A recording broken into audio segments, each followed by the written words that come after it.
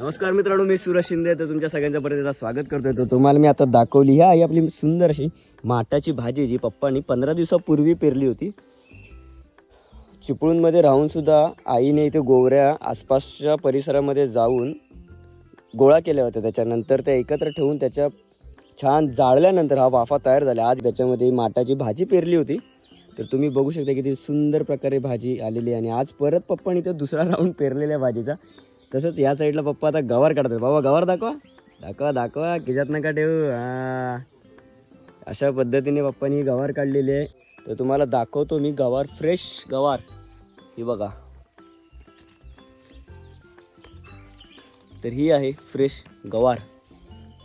हे आहे आपला केळबा.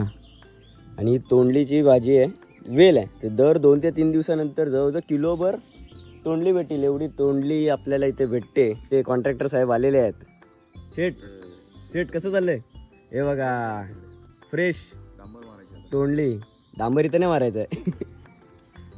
आणि टीप, ही जी भाजी आहे ही फक्त घरापुरती आहे. आम्ही कुठेही सेल करत नाही, फक्त आपल्या घरातल्या घरातच उगवायची, खायची. त्याच्यानंतर ही आहे गवती चहा आणि सुंदर असं ते गवार. चला तर गवार काढून घेऊ. पप्पा दाखवा गवार किती भेटली. आहा आहा, फ्रेश एकदम गवार.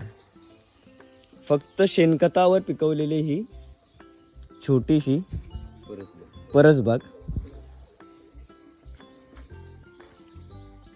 आई आमची तिकडे पाणी आणून झाडांना घालते. आणि ही जी परसबाग आहे ही गावाकडची परसबाग नाही आहे, तर ही जिथे शहरामध्ये राहतो तिथल्या घराजवळची परसबाग आहे, जी पप्पानी आणि आईने खूप छान अशी फुलवली आहे.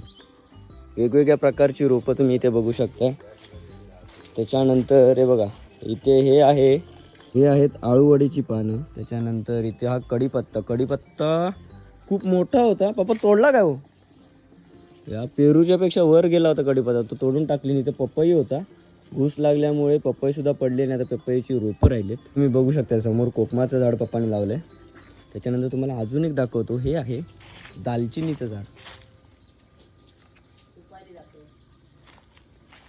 आणि ह्या उंच अशा गेलेल्या सुपाऱ्या, त्याला ॲक्च्युअलमध्ये सुपाऱ्या लागल्या सुद्धा आहेत. मग कसं आहे आपलं कोकण?